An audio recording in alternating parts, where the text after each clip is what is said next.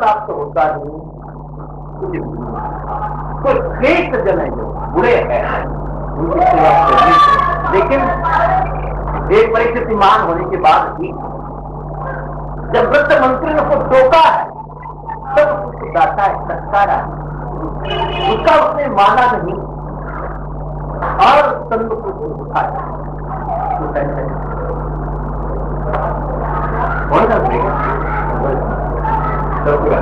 बाकी कथा कब सुनाएंगे। अब हमारी मेरा हरे भी यहाँ बताए वो आपको स्पष्ट सुनाएंगे, फिर आरती होगी और फिर हम अपने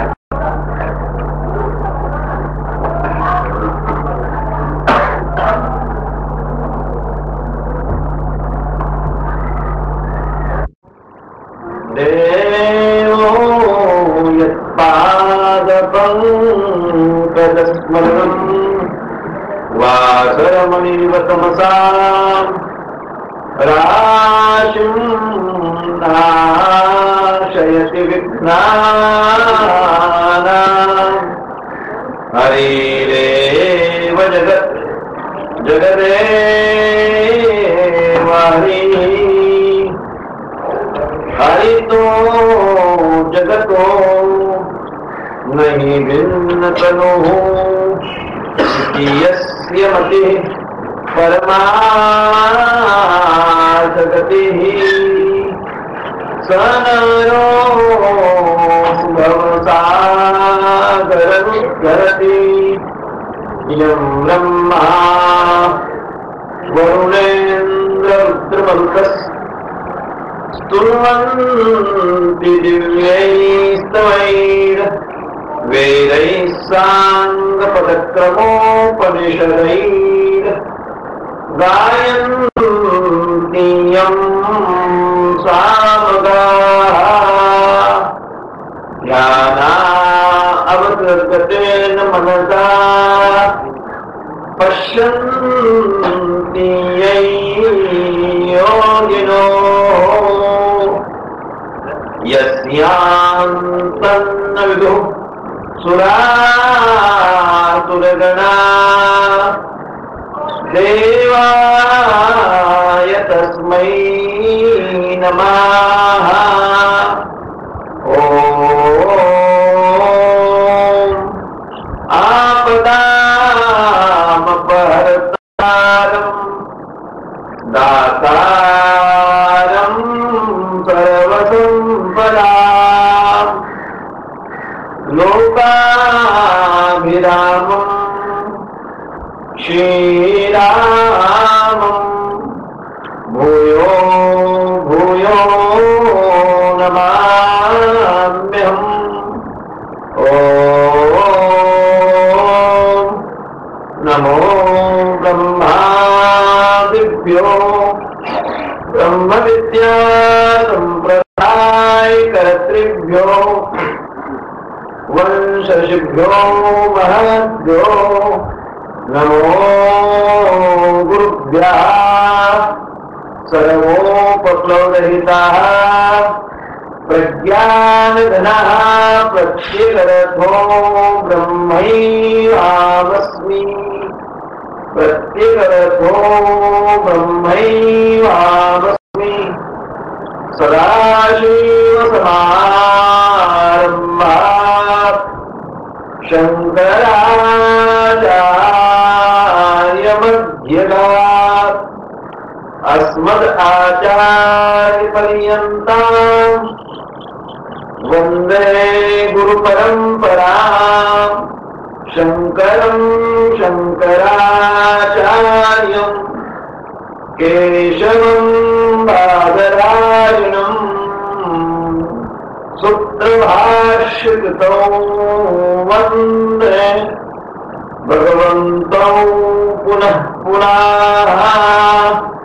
ईश्वरो गुरुरात्मेति मूर्तिभेदं विभागिने व्योमव्याप्तदेहाय दक्षिणामूर्तये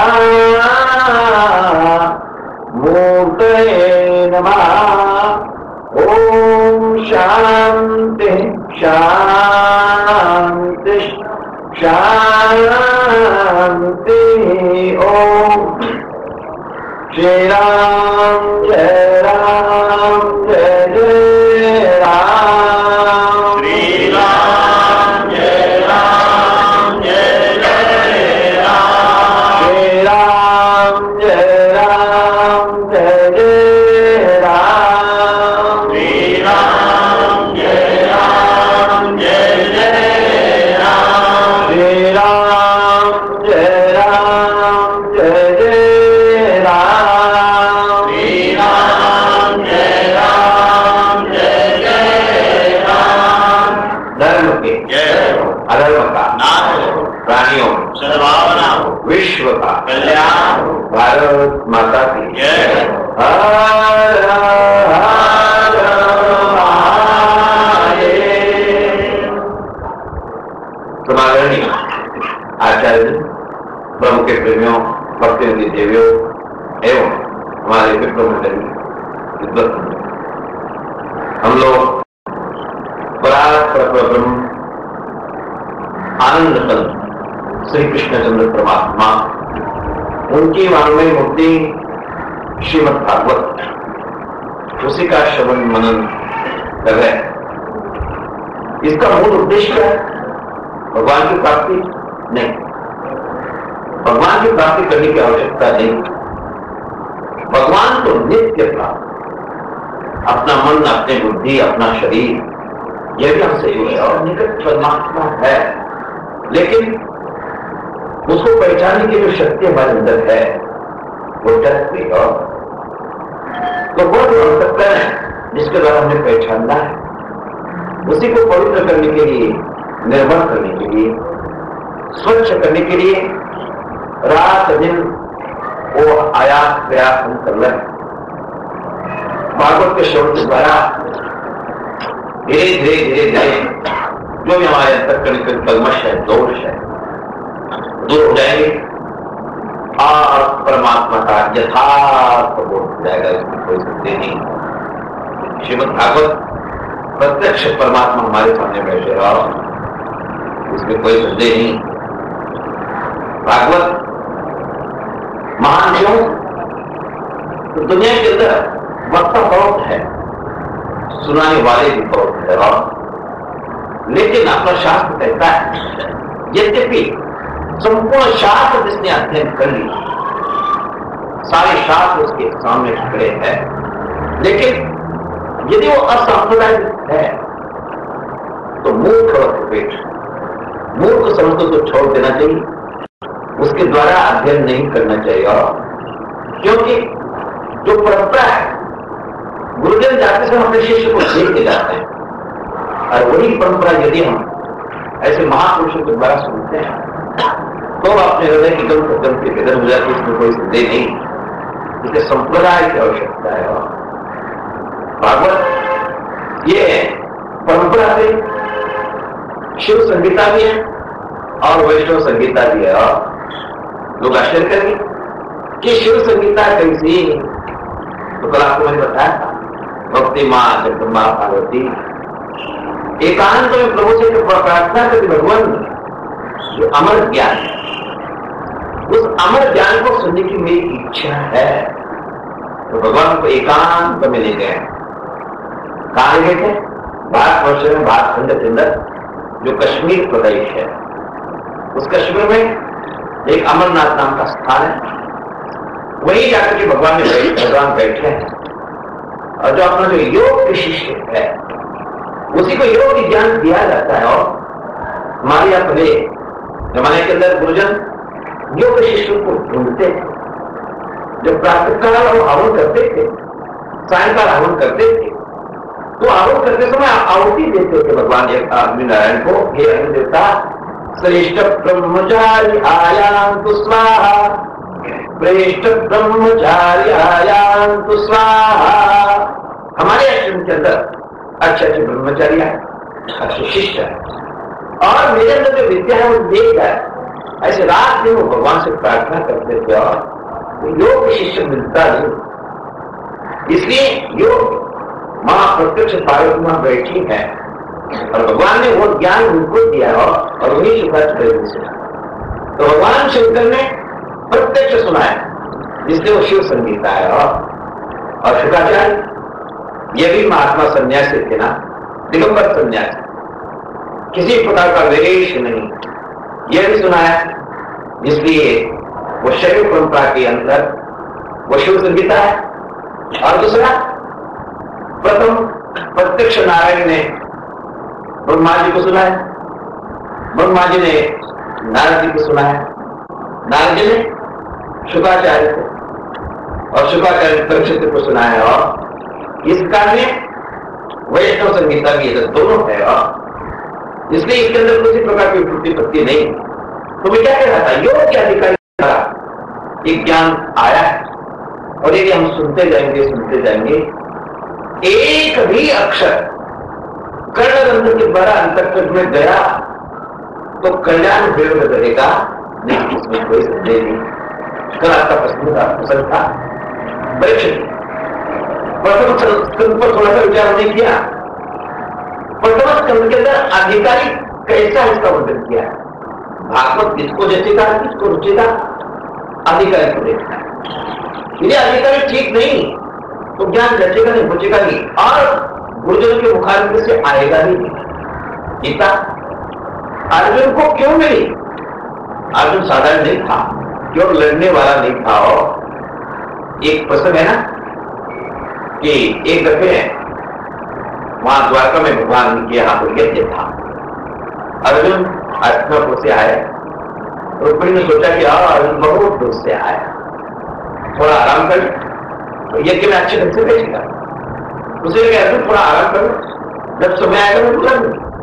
तो अर्जुन अब गया है, वो आराम करके गया तो सो गया।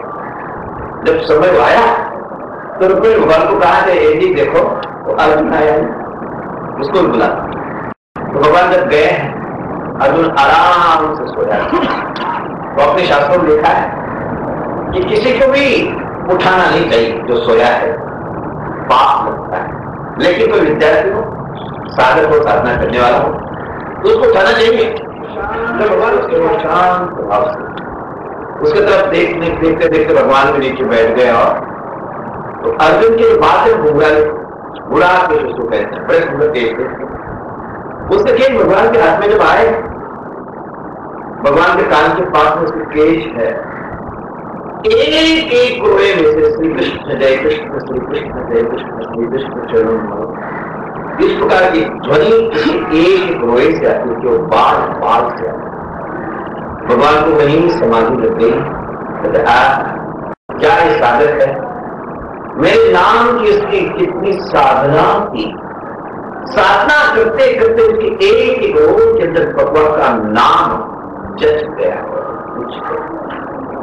उसको करने की आवश्यकता नहीं। नर्मदा किनारे एक महात्मा दिन बड़े से लेते रहते, दूसरे महात्मा है, उसने महात्मा बना गरबा छोड़ा लेटने के लिए, दिन भर लेटते रहता है। आखिर उसे नहीं आ गया तो उस महात्मा को डाउट, या महात्मा लेटने के लिए बना तो सोने के लिए बने तो उसने बुलाया, इधर तो मेरे पीठ पर यह हाथ रखा। जब वो उपदेश करने वाले महात्मा ने उसकी पीठ पर हाथ रखा है, उनके एक एक घोड़े से परमात्मा का नाम करता है और साधना की आवश्यकता है। वो प्याले भी अलग होते हैं और पीने वाले भी अलग होते हैं, उसकी योग्यता समझना मुश्किल नहीं।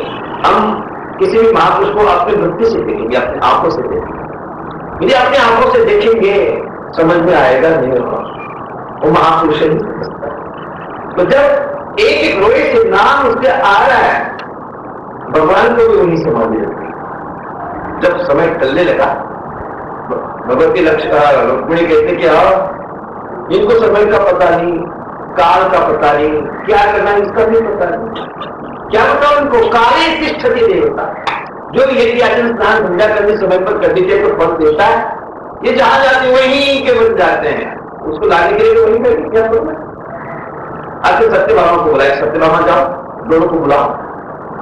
जब सत्यभामा आ गई तो भगवान ने सोचा कि आओ, सत्यभामा आई यदि जोर से रहेगी बोलेगी तो मेरे अर्जुन की समाधि टूट जाए, भक्तराज की समाधि टूट जाए।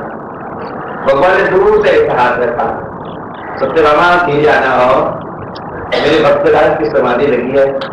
जब सत्यभामा आई है पास में बैठा, वही बात जब उसके कान को लगाए सत्यभामा रोने लगी कि मैं भगवान के अंग संग रहती हूँ, हमेशा सेवा करती हूँ, लेकिन मेरे जीवन के अंदर अभी भी भगवान का नाम नहीं आया। वही वो शांति से बैठ गई। थोड़े समय के बाद अर्जुन आए, रुक्मिणी के देख क्या करूं, जो जाता वही रह सकता है, समय की किसी कीमत ही, ये करो वो करो, कुछ चिल्लाते रहे उनके ध्यान में आता है क्या है। तब नारद जाओ उनको लाओ। जब नारद गया है, भगवान ने सोचा क्या करूं, सब पर मैं अनुशासन कर सकता हूं, तो कब्जे में रख सकता हूं, लेकिन संतों पर वेद भी अंकुश रख सकता नहीं, और वो जो होता है वो वेद करता। नारद आए, जब उसको देखा, जब वो नाम के ध्वनि उसके अंकान में गई, नारद नाचने लग गया, अंदर का अंदर रहा नहीं, निकल थिरकने लग गया।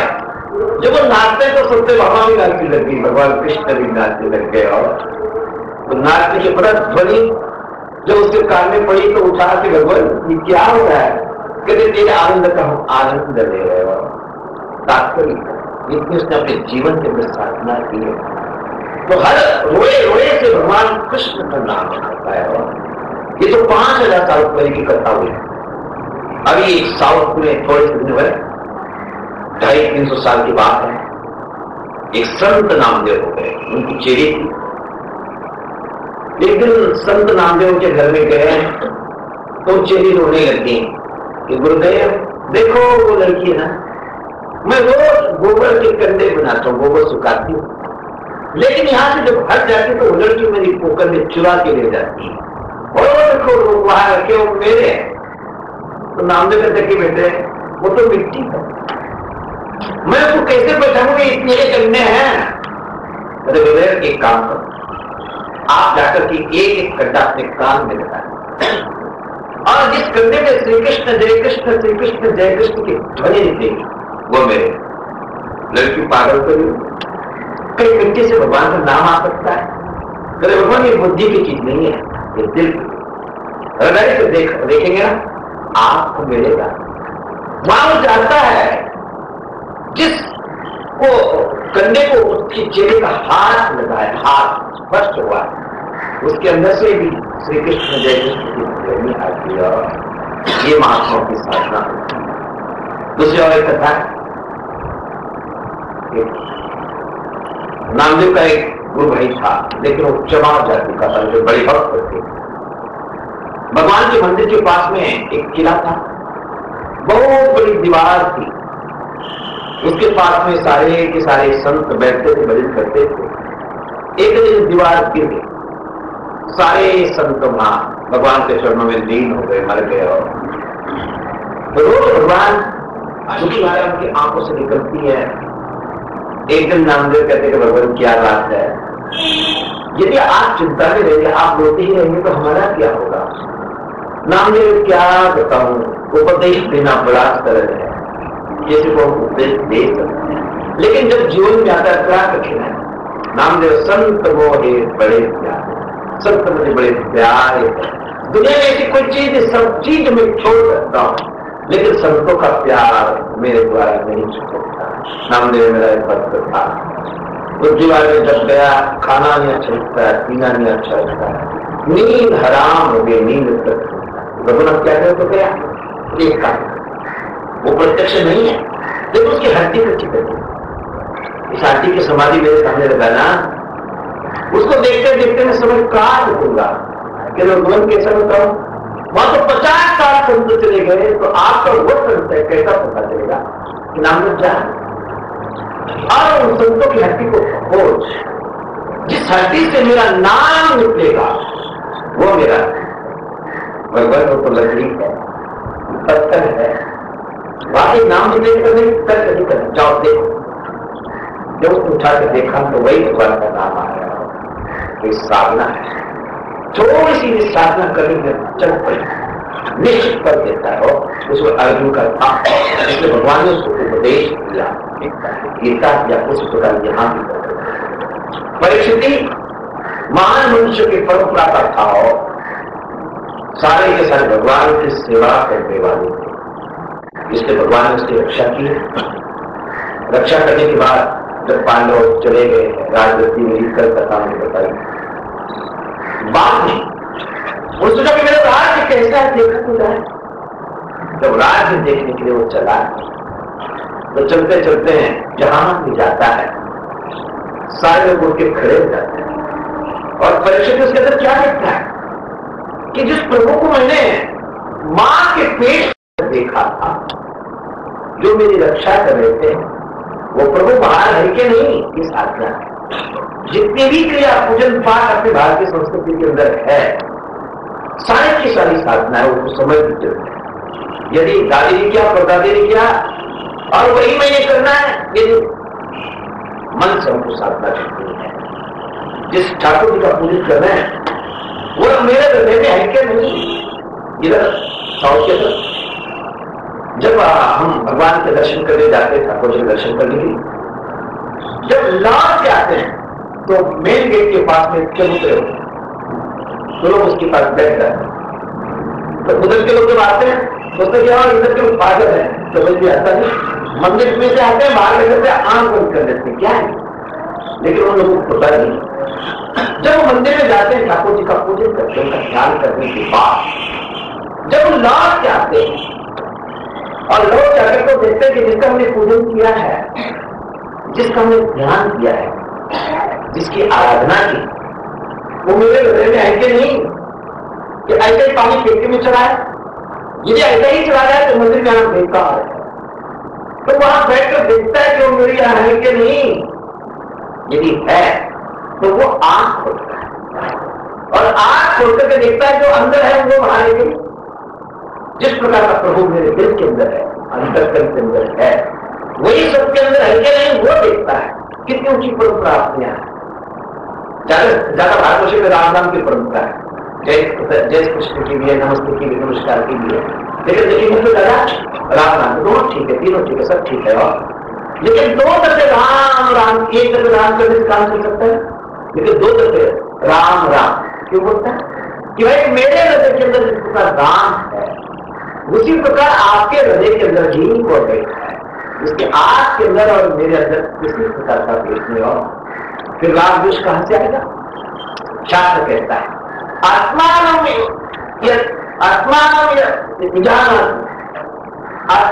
चेत विजानाति, जिसने आत्मा को जान लिया, तत्र कर्मो कष्ट एक तुम अनुपश्यता, जो अपने हृदय में राम को देखता है, दूसरे के हृदय में राम देखता है, तो राग द्वेष काम क्रोध कभी भी आएगा ही नहीं, अच्छी परंपरा है।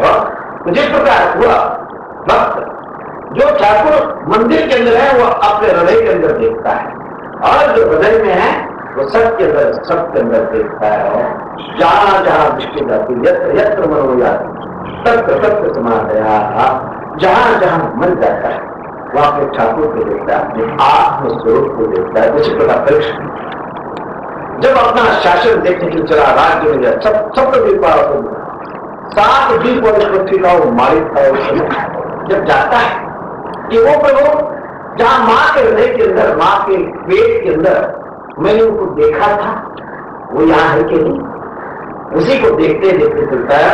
उसको कहते भक्ति। नाम जपा आप सबसे बाहर है, पूजा करते सबसे आप महान है, लेकिन वो नामी जो मेरे दिल के अंदर बैठा है वो सब जगह पर है कि नहीं, इसकी हमको खोज करना है। वही खोज करता था और गदगद होता था। जब वो चलता था तो लोग उनके खड़े हो जाते, कहते आओ, ये वही परीक्षित है, भगवान ने जिनके पेट, मां के पेट में जाकर के इसकी रक्षा की, जिनके दादा इतने महान थे, उत्तरा का जो है जिसमें वो भगवान कृष्ण की अपने दादाओं की स्तुति सुनता था, गदगद गदगद गदगद हो जाता था। और हर जगह पर भगवान की स्तुति करते करते विद्युत बुझे करते हुए एक जगह पर उन्होंने देखा गौ और बैल दोनों रोते जा रहे हैं और आपस में बात करते हैं। अंतर के अंदर, अंदर दिल के अंदर जो भी चीजें हैं, जब तक बाहर निकलती नहीं, दुख कम होता नहीं होगा, तो उस दुख को हल्का करने के लिए कोई इच्छा ही नहीं, इसको बात करना चाहिए। तो बात करने से वो अपने आप चीजें बाहर आने से अंतर्कन ठीक हो जाता है। और उसी प्रकार गौ माता रोती जा रही है, बैल को देखते जा रहे, बैल भी रोते जा रहे, गौ माता को देखते के बात की परीक्षित रूप है। तो बैल को कौन था? धर्म, अर्धों की मां पृथ्वी, और उस बैल के 3 पैर टूटे, चौथा है वो भी कमजोर होता हुआ जा रहा है। और धर्म के 4 पाद है, कलयुग के अंदर 3 टूट गया और चौथा भी अब धीरे धीरे धीरे धीरे धीरे वो जारन आश्वस्त है। बैल बोलता है, गाय बोलती है, लेकिन हम केवल आवाज सुनते हैं, परीक्षित उनकी भावों को जानता था। वो क्या बोलते हैं वो भी जानता था, तो उनका दुख देखा जो आगे चला है। एक चीज और विचित्र देखता है, एक व्यक्ति है और उसमें राजा के सारे चिन्ह उसके अंदर है, मुकुट है, तलवार है, कपड़े है, और वो बैल को मारता हुआ जा रहा है। तो कौन है? जब परीक्षित बोलता है तो मैं सोचा कि अब राज्य में धारण करने की आवश्यकता नहीं, अब काम करेगा नहीं। वो चिन्ह होता है तो के और हाथ जोड़ के खड़ा कर कहता है कि परीक्षित, मैं कमजोर, मुझे आप क्षमा कर देना। तो परीक्षित कहता है कि हमारी वंश एक परंपरा है, कोई कितनी भी गलतियां करे लेकिन एक दफे क्षमा मांग लेता है तो उसका अक्षम देते हैं, नहीं पहले क्षमा मांगी, अब एक काम करो, मेरे राज्य के तरफ रहना, नहीं तुम्हें छोड़ देता हूं। यद्यपि आपको मार डालना चाहिए था, लेकिन क्षमा मांगी, उसके यहां से चले जाओ। तो वो कहता है कि भगवान मैं जाऊं तो जाऊंगा, सारी पृथ्वी पर आपका शासन, आपका राज्य है, तो ऐसी कोई जगह तो नहीं कि जहां मैं जा सकूं, आप क्षमा करना, मुझे थोड़ी सी रहने की जगह दे देना, मैं अपनी जिंदगी बदल कर दूंगा, उससे कोई बात नहीं। आप दो तीन कमरे आपको हम दे देते हैं, वही रहे। अरे कौन सी कहानी में? दुर्गा की जहां जुआ खेला जाता है, जहां ताश वो रहने के कमरा आपको मैं देता हूं, जहां शराब पी जाती है वहां भी आपको भी देता हूं, और जहां नाचने वाली नाच गान करती है वो कमरा आपको दे देता हूं। बच्चन भगवान आपने 3 कमरे दिए तो सही, लेकिन ये चीज आपके राज्य में होता ही नहीं, ना कोई शराब पीता है, ना आपके यहाँ नाच गाने होते हैं, ना जुआ खेला जाता है, तो मैं कैसा रहूंगा? उपनिष के अंदर एक कथा की है, कई ऋषि एक राजा के यहां आए और आने के राजा ने देखा कि और ऋषि महात्मा है, परमात्मा में, भगवान में, ऋषियों ने, महात्माओं में कोई अंतर। तो आज वो कहता है कि आप पधारे, मैं आपके लायक नहीं, ग्रस्त आश्रम में हमेशा माया मोह के जंजाल में बसा हूं, तेरा मेरा चलता है, लेकिन आप एक संत ऋषि महात्मा हमारे घर में आते हैं तो घर पवित्र हो जाता है। भगवान आप पढ़ाए तो एक करीब पढ़ा ताकि यह कैसे मैं पवित्र हो जाऊंगा। तो उसने कहा कि नहीं राजन, मैं तेरे यहां यज्ञ नहीं करूंगा, यज्ञ के अंदर यदि संपत्ति ठीक न हो तो यज्ञ फलीभूत होता नहीं। 4-5 चीजें हैं जिनका अन्य यज्ञ में नहीं लेना चाहिए। अब कैसा बताऊं, इन्हीं लोगों के घर पे रहता हो तो बोलना भी बड़ा मुश्किल है, कोई बात नहीं, चाल से कहां में नहीं खाना चाहिए। एक वेश्या खाई, दूसरा राजा की यहाँ का जो नौकरी करके जो पैसा रखता है अपने घर में रखता है, उसके घर का भी भोजन नहीं करना चाहिए। वेश्या, एक राजा, दूसरा जो सोने चांदी का काम करता है, उसका अन्न भी खराब मानते नहीं हो, उसका अन्न भी लेना नहीं। राजा, वेश्या, सोने चांदी का काम करने वाला, और तीसरा काम चालू से रोज इंजेक्शन लेना पड़ता है, डॉक्टर उसको जब पहले वैद्य कहते हैं इन लोगों का अन्न कभी भी लेना नहीं चाहिए, यदि लेते हैं तो ही नहीं विराजना राजा, आपके अन्न के द्वारा मैं कभी भी यज्ञ करूंगा नहीं।